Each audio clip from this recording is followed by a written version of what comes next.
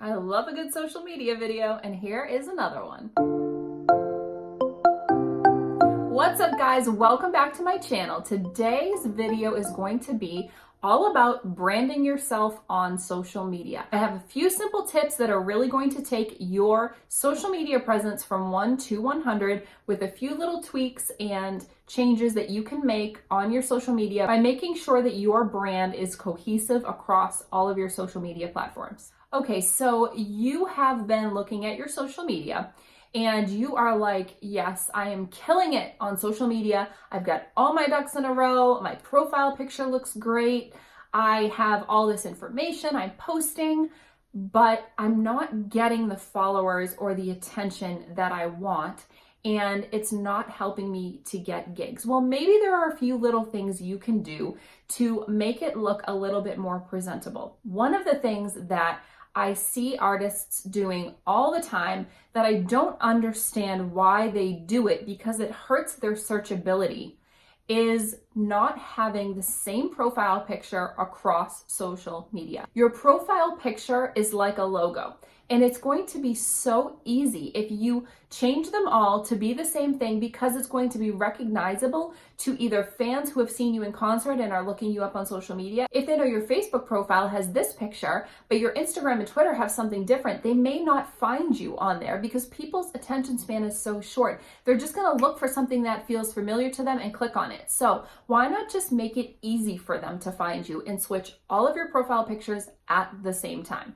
Okay, this advice also goes for your cover photo. So if you have a cover photo on Facebook and Twitter and stuff, I always advise to keep it similar. One thing I will say though is if you have the opportunity to advertise something you are doing, like you have a new single out on iTunes or you have a really big show coming up, use your cover photo on Facebook as an advertising tool. So if you have that big space at the top of your screen, maybe you want to include your CD cover on there with, the words now available on iTunes, or if you have something coming out, you can say, so-and-so's new single available on, February 2nd, or whatever it might be. Use the opportunity on your cover photo to brand whatever it is you're doing. And it's also going to make all of the things that you have, your website, your social media, all look like one cohesive thing, which is going to make you look polished and incredibly presentable.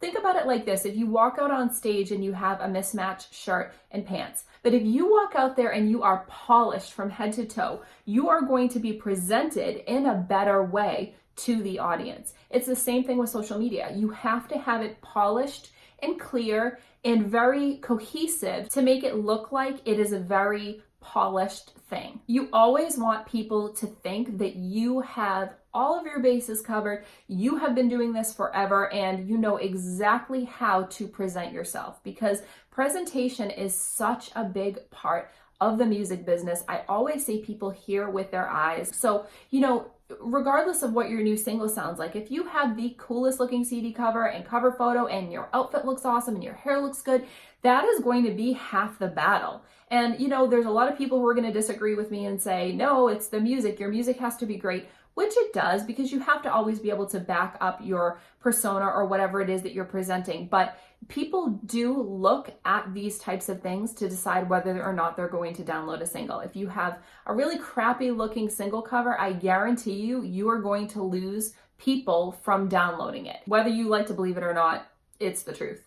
To go along with all of that, make sure your website is also cohesive with your social media. So if you have a certain picture that you're using for your Facebook banner and for your Facebook profile picture, and you've also used it across your other social media platforms, make sure that same vibe is translated into your website. It doesn't always have to be exactly the exact same photos in every single section, but make sure the vibe, the fonts, all the different feelings that you get from looking at your social media are reflected in your website, because as much as social media has taken over the online space, your website is always going to be like your virtual business card. If people want to find out even more about you, they are going to go and look at your website. So you want to have that same feeling, the same photos, the same vibe that you have on social media also played out on your website. Okay, another mistake I see people making all the time is not having their appropriate contact information on their social media. So if somebody stumbles upon you through a hashtag or from a tag from another friend and they find your page and they say, wow, I really like this artist, I would love to connect them with my friend who books for blah, blah, blah. How do I get in touch with this person? Some people don't have a social media base where they actually go on there and do their business. They want to find an email address or some form of contact for you. So whether it's you setting up a business email address, which is very small money, it does not take a lot of money to do this, and you can Google how to do that. I'm not going to go into it here, but if you set up a business email address like your name at your website, for instance, my email address is jc@platinumcirclemedia.com. That's what I use for all my business. It helps me keep all my business in one place, and it presents a vision of professionalism to people who are trying to work with me. You know, if you've got so-and-so at hotmail.com, I mean, you know, it's going to always make you look better if you have a professional business email. Now, if you don't and you're not at that level yet, that's okay. Just make sure whatever your email address is, that it is somehow hooked into your social media or your website, whether it's through a blind contact form on your website that you can create and not actually put your email address on there.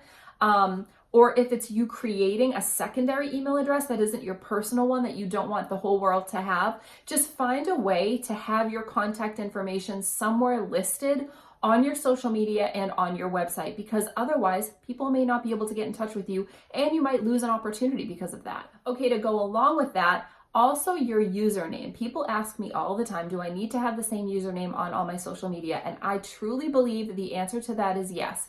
Number one, because it's going to be searchable. So if someone types in your name, if someone were to type in JC Dawn Valeris, which is my name, they will find that all of my social media handles are at JC Dawn Valeris, my Instagram, my Twitter, and my Facebook. And it's just easier for people to remember that. You know, if I were to create my name as JC_Dawn_Valeris 537, people might not remember that. It's also much more difficult for people to tag you in posts. And the way that you're going to start gaining followers and people that are going to find you on social media is to be tagged by other people. If they go to start writing your name and you don't show up in the suggested people that they're looking to tag, they may just bypass it altogether and not tag you. The easier you can make it for people to find you, tag you, share your posts, the better, because no matter what, people are going to do whatever is easiest for them. And if it's easy for them to just type in your name, chances are they're going to do it. So try to make your username handles the same in every single social media form that you are using. This goes along with my next point, and that is your bio. Make sure that you have some form of a bio on your social media. Now, I know places like Instagram only allow you a certain amount, but that's okay because you can actually include your website link on your Instagram account. In Facebook, wherever you have the opportunity, make sure you include a short bio about yourself and that it is updated across the board. One of the things I hate is when I go on someone's social media, I'm looking at a new artist, and I see that it says, you know, their brand new single released in 2014. It's like, people, no, that was years ago. Update your bio. You know, if you've updated it in one place, make sure you update it across the board, because it's going to be a better way of branding yourself. It's going to make you look more professional, and it's going to show people that you actually care about what the world is seeing of you. The last piece of branding on social media that I want to talk about is consistency. And I know it's the age-old thing. Everybody says you've got to post all the time, but it is so true. If you post consistently, number one, first and foremost, people are going to see you consistently and remember you consistently. Your social media formats are going to boost your posts more often because the algorithm is going to understand that you are an active member of their community and they're going to want your posts to do well. So the more you post, the better it is going to be for you. One thing I suggest is planning out ahead of time tools like Hootsuite, which is one that I use for a lot of my clients. You can actually upload a ton of social media posts in one day and schedule them out as far in advance as you like. So if you know that you're going out of town and you're not going to be able to post consistently, use a tool like that, or just plan them out ahead of time, save them in drafts, whatever you can do to keep your social media consistent. And when I say consistent, I also mean the vibe of it. So, you know, if you are an artist and you are constantly posting photos of, your music and all this kind of stuff, and then all of a sudden you get a new cat and every post is about your new cat, that is not consistent. One post about your new cat is fine, and then maybe, a few weeks down the road after you've posted a lot of other things about your singing, another post about your cat or whatever. Try to always tie it back into who you are, because people are going to go to your feed, especially on Instagram. They're going to look at your personal profile and look at your feed. And if they see a cohesive looking account, that is one of the biggest ways that you're going to get somebody to follow you. If your feed looks just completely scattered and they can't figure out what you do. I mean, are you a singer, or are you, a veterinarian, or what are you? What do you bring for quality and content to this person's life to make them want to follow you? Give them a reason by making your feed cohesive, making it clear what you do. It says it in your bio. Your handle is the same as your other social media, as your profile picture. It's all one cohesive thing, and it's going to make someone feel good to follow you on that platform. With all that being said, just try to be as consistent, cohesive, and brand aware as you are creating your social media posts and content. No matter what you do, keep it true to yourself. Don't try to stray too much away from your other social media accounts, if at all possible, because the way that you are presented online is going to make people think of you in that way. If you're super scattered and you have weird posts that don't make any sense, people are going to think you are weird and scattered. If you are cohesive and have well thought out posts that make them want to interact with you and make them feel good and make them want to follow you, they are going to follow you. It's that simple.